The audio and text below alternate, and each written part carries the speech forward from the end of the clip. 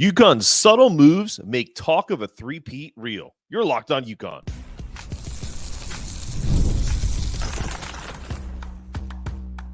You are Locked On Yukon, your daily podcast on the Yukon Huskies, part of the Locked On Podcast Network, your team every day. Thanks for making Locked On UConn your first listen every day. We are free and available wherever you get your podcasts and on YouTube, part of the Locked On Podcast Network, your team every day. Okay, game off. We got to talk about Monopoly Go. This fast-paced game lets you team up with your friends for tournaments to unlock awesome prizes like unique stickers for trading, cool playing pieces, and hilarious emojis for taunting your friends. So download Monopoly Go now, free on Google Play or the App Store. Game on. UConn just keeps winning with every passing weekend as we get to another month. Here in the second week in May, the talks of UConn three-peating is 100% a realistic possibility. And here's why. The gap between UConn's coaching staff, their formula, it just widens by each passing second, minute, hour, and day. I've had this conversation, and even with a guest on the show last week that you all know, Aaron Torres, with uncertainty on just one player, albeit a great one, and an all-time great Husky with Alex Caravan, that an argument can be made that when a UConn team led by Dan Hurley and company brings back 7 players from a national title team, they should be the preseason number one. Much like a Georgia or an Alabama in football. Retaining talent, reloading on recruits, portal, plus the biggest advantage of them all, coaching. There is no greater advantage UConn has right now than knowing that their coach can not only get them prepared through painstakingly meticulous and grueling practices, but that their talent and drive isn't being sugarcoated. That when they are in stores in 3 weeks and this all starts again, where they are June 1st and where they can end up by the first weekend in April are going to be night and day. To have that type of faith in your coaching staff is a luxury a lot of programs, maybe 2 or 3, can say they have. Just think of the other blue bloods, for example, in the scramble drill of a portal that they're all doing. The movement of coaches, even assistant coaches, the new players that will have to learn new systems, make sure it's all a fit. And here's UConn quietly just picking their spots. Pre-Liam committing. They knew they had 2 talented freshmen coming in. And knowing they had to find the right fit because there's no replacing Donovan. Donovan Clingan is a unicorn. He is touching 7'3", 290 pounds, has great footwork. But the replacement aspect of this is I'm reminded of a quote from Michael Cohen's piece on UConn's offense. These are in quotes. Ensuring that every player becomes fundamentally sound is paramount to the success of UConn's new offensive scheme. A motion-based system that leans on passing, cutting, and off-ball screening for far more than individual dribbling and old-school post-ups. Big men like Donovan Clingan and Samson Johnson are expected to read, screen, and pass from the top of the key to clear unnecessary traffic in the lane. Shooters like Tristan Newton, Cam Spencer, and Alex Caravan are asked to make expert cuts, clean dribble exchanges, and droves of threes after peeling off screens. Everyone handles the ball in the hunt for high-quality shots. So Dan and his staff set out to replace the names in that quote with players they felt could handle the responsibility of running UConn's advanced motion-based system that hunts quality shots. So with the first domino, grabbing an ultra-talented big in Terrace Reed Jr., a.k.a. Big Hoss. Big Hoss has the footwork of a ballerina and the touch of a raw Adama Sanogo.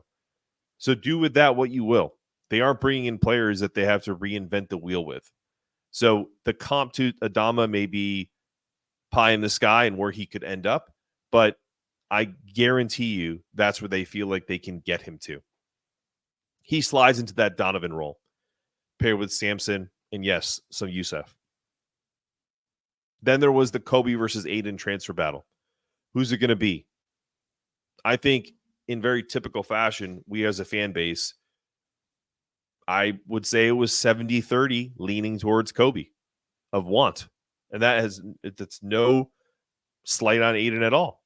We all wanted the taller, more, in our perception, more athletic New York City kid. But it's a good thing Dan Hurley, who loves us, doesn't listen to us. Because what they see in Aiden is another combo guard who can execute clean dribble exchanges, peel off screens, and handle. Have some creativity, keep people in his hip pocket, a la Tristan, Cam on the screen and roll game. So if you look back again at that quote, you can replace Donovan with Terrace, and Newton with Aiden, and Cam with Solo. And, well, Alex, maybe he's replaced by a combo of Liam or Jalen, or he's back. Either way, UConn, for all they lost, potentially their entire starting five, the gap in reevaluating your team and doubling down on retention versus restarting is what makes the talk of a three-peat real. It doesn't seem like silly talk or hyperbole. Even in this offseason where we're all just kind of searching for things to consume on UConn. Look at the top 5 transfer portal teams by ranking, by outside entities, as Dan calls them. The first is Indiana.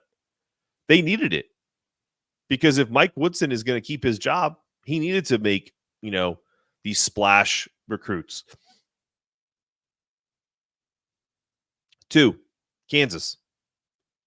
Bill Self told on himself last year. They were planning this invasion of Jayhawks recruits, or some may call it tampering, to every team and trying to snag players when he knew his team was trash last year. And he brings back Hunter Dickinson, who will be back for his doctorate degree. He's like 28 years old. Number 3 is Arkansas. You 100% knew Cal would be back, and he's going to come back with a team that will be ranked, probably too high, and they'll make the tourney 100%, and they won't get past the first weekend again. Just too much to do, too fast. Where he just left, Kentucky. Mark Pope has done a solid job. A lot of good players have gone in there. But he hasn't even won an NCAA tourney game. In case you don't get the theme, does it matter who teams bring in? Yes. But the reality is every single one of the teams not named UConn has questions. Not just with their rosters, but with their coaching and their programs and their, I love how Dan calls it, an organization. The organization around UConn is sound. It's as good as it ever has been. So I remember last year telling all the UConn fans that this is not normal. Appreciate how good this team is. I think we need to pivot that to this coaching staff is not normal. Appreciate them in the effort they squeeze out of every player that is on the floor, because it won't last forever. Maybe it'll last long enough for a real shot at this 3P, which I think is real. Coming up after the break, we'll talk about the three-headed monster at the number 5 position. Coming up after this. When you're hiring for small business, you want to find quality professionals that are right for the role. That's team first. And on LinkedIn, 86% of small businesses get a qualified candidate within 24 hours. Hire professionals like a professional on LinkedIn. Post your job for free at linkedin.com/lockedoncollege. That's linkedin.com/lockedon to post your job for free. Terms and conditions may apply. Check it out. I've done it before. LinkedIn is a great place for you to find professionals. When I used to own a business, really, really appreciate LinkedIn and their sponsorship. All right, guys, hear me out. I believe that there will be a three-headed monster, but it's going to be really interesting. And for the folks who say things in comments like Samson Johnson, or I've heard this for Hassan Diarra too, They've earned the right to start this year. I didn't know that Dan Hurley and his staff were running a Little League program where he's required to start certain players because of time. I used to coach tennis at a very high level and then all the way through kind of beginners. And one of the biggest fallacies that used to, frustrate people in my position, whether you're really coaching anything, are the people who tell you that, well, I've been playing tennis or I've been playing basketball for a lot longer. Why does that person get to play over me? And the simple question is, or the simple answer is because they're better. If Terrace Reed Jr. comes into UConn and shows that he's the better player and earns that trust from this staff, then he will have earned the right to start. Does Samson Johnson, has he accrued a certain amount of sweat and championship equity with his staff? 100%. Does that entitle him to start because he's been here longer? No. Does it give him a leg up against a kid like Terrace who doesn't know the system? Yes. But let's look at what Samson does well. He's an energy guy. It's hard to recreate that in the starting lineup and kind of make that be a part of your persona at all times. The other thing I would say about Samson is he 100% has to be that rim runner. He's not going to do the things that Donovan did because Donovan is, let's face it, he's a unicorn. Samson's athletic, long. He runs the floor, as you've seen all year or all last year, block shots. Not as big of a shot blocker, but more timely. Lob threat, 100%. I wonder if there's an opportunity for him to beef up his body a little bit so that he's a little bit, so he doesn't get pushed around, especially on the defensive side. His 2 pick and rolls slips on Zach Edey in the finals were so clean and smooth. They're worth mentioning more times than not. So he's very fast. He's lightning on those pick and rolls. He actually is a underrated catcher of the ball in traffic. He doesn't have great hands, but he's got good touch. He got so much better at that. Some of those slip passes that Tristan would give or Cam, where he needs to improve is his free throw shooting. I mean, it was atrocious. He's the type of guy that when, and this is not just Samson, but in general, if you're a fan and, they pump fake and they get a foul on the other team and they get 2 shots, you're like, it's kind of like a lose-lose, right? Where they're going to get the ball back and maybe they get one, maybe we get 1 point, but 50% 3-point or free throw shooter. I think his ability to finish outside the lob game, in all honesty, is where I think he needs to work on. But also, in all honesty, I think they probably aren't going to use him in those situations. They're not going to use him in direct post game because they don't do a ton of that. He's not going to be the guy they go to the way they did with Donovan when they have an advantage, because there likely won't be one unless they're playing someone early that doesn't have a very, beefy front line. So free throws can improve. I think I heard this a lot last year during the season, and I think this is true. I think his rebounding it needs to be better. But I also think too, the system they run, guys, is one where he's not always going to be like planted under the rim. So he needs to get better at anticipation with the ability to, get some longer rebounds. But they also ask their guards to come in and rebound. That's the reason why Tristan and Cam led them in rebounding some games. On the defensive side, I think, again, just not fouling. I think he's a really great lob threat guy. But if that's the only thing he is a rim runner, which isn't all he is, but if it's the only offensive game that he has, then we need to have the juxtaposition of that, which is Terrace. I think Yusuf is such an intriguing prospect. He can be the Samson Johnson of this year's team, potentially give them 8 minutes a game, be a defensive threat, use your fouls judiciously, try to offensive rebound, block some shots. That's the wild card for me. But does Terrace Reed start? I think he may. He's got great footwork, underrated finisher through contact, very good offensive rebounder, almost 3 a game last year. in an early game against St. John's last year, he was dominant. I mean, he manhandled Soriano, blocked like 4 shots.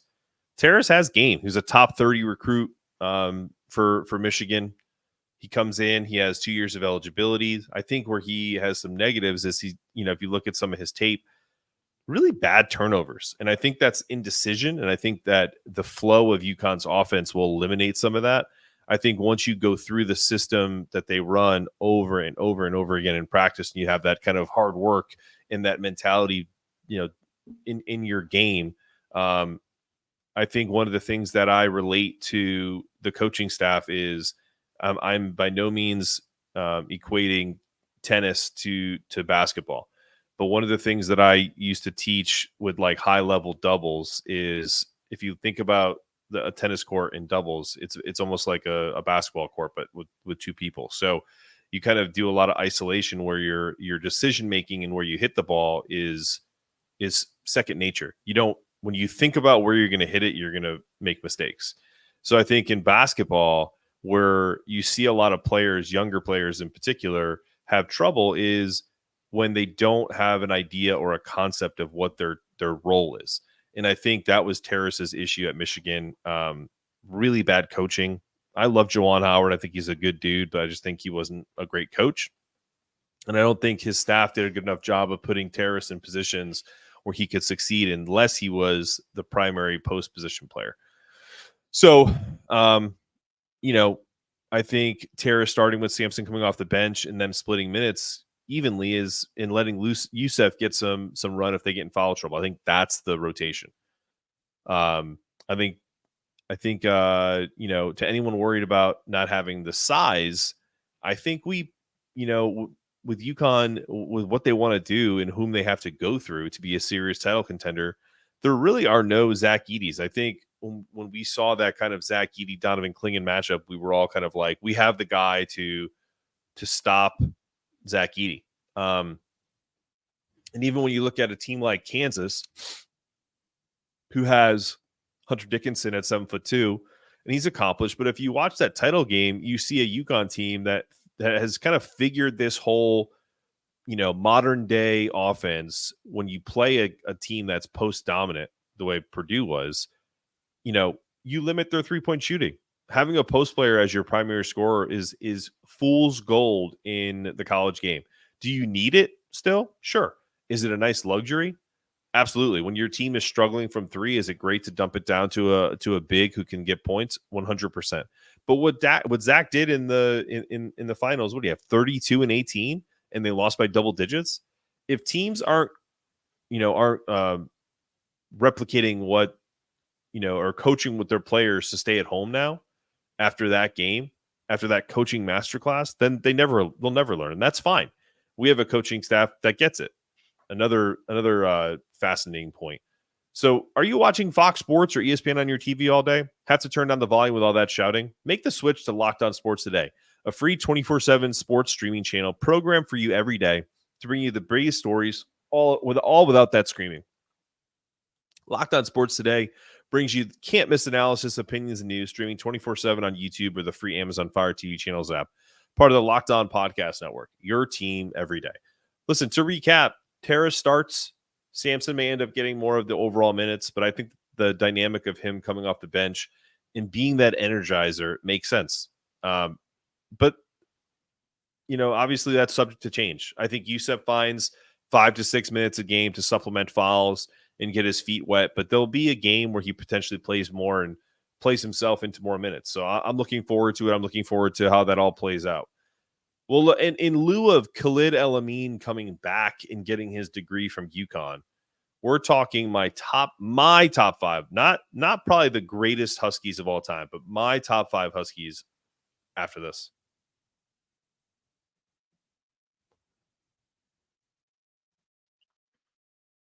All right, game off. We got to pause here to talk about Monopoly Go.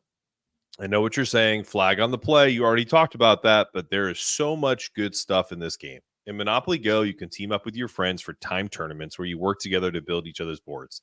The more you win together, the more awesome prizes you unlock. And there's so much to get. Unique stickers you can trade with your friends. It's complete albums for big prizes, cool new places, playing pieces to travel the boards with, hilarious emojis for taunting friends when you smash their buildings or heist their vaults. Plus, Monopoly Go feels new and exciting every day with constantly changing tournaments and challenges. A ton of challenges that are unique mini games like digging for treasure or a robot Pachenko machine. And there's always new timed events that help you win big, like massive multipliers for everything you win or rent frenzies. There's always fun to discover in Monopoly Go. So get off the bench and go download it now for free on Google Play or the App Store. Game on. All right, guys. So I teased this in the last segment. It's my top 5 UConn players of all time. And these are people that I either related to, on my favorite teams. They're kind of all over the gamut. And I'll be honest with you, there are no players in my top 5. I think I can separate it. If you said to me right now, who are your top 5 players of UConn, like of all time? Some of these players would not be on the list, but these are my favorite players. Maybe not as accomplished. Some of them are, like, some of them, it's kind of, they'd be on the same list. I believe there's probably 2 that are on this list that I wouldn't put in my top 5 in a top 5 debate. But anyway, my greatest players or favorite players, I should say. Number 5, Nadav Hennefeld. Nadav was dubbed the Israeli Larry Bird. He was fantastic. I was a young kid watching this 6'7" Israeli guy who looked like, he was older than everybody. And I feel like he was. I feel like he was maybe 20 as a freshman. I'm probably wrong about that. Someone fact check me there. Averaged almost 12 points a game, 5.6 rebounds, 3.7 steals a game. He was a 38% three-point shooter. His 138 total steals are still a national record for a freshman. And that was set in the 89-90 season. Unfortunately, that team, which didn't they? I feel like in Mark Edwards, if you listen to this, or Matt Edwards, why is everyone's now is Mark? I'm just gonna use my first name. But Matt, I believe they played the Russian national team like really well and lost to them in like a preseason game. And that Russian national team just like put the screws to the UNLV team that won it all. So that 1990, 89-90 dream season, I feel like we got cheated of not seeing them play against a UNLV team, because that would have been fascinating to watch. But anyway, Nadav was absolutely my favorite player on that team. Full of incredible players like Chris Smith, who would be on my GOAT list. Tony Gwynn, Lyman DePriest. I could go on and on. Anyway, number 4 on the list, Danielle Marshall. I have a special connection to Danielle Marshall. Saw him play at Madison Square Garden, dropped 42 in the noon game at the Big East tournament. That was a phenomenal game. I think he averaged 25 and 9 that year. They were at 1 seed. They lost to Florida in the Sweet 16. And this name popped into my head when I was looking into my favorite players here. Demeet Hook.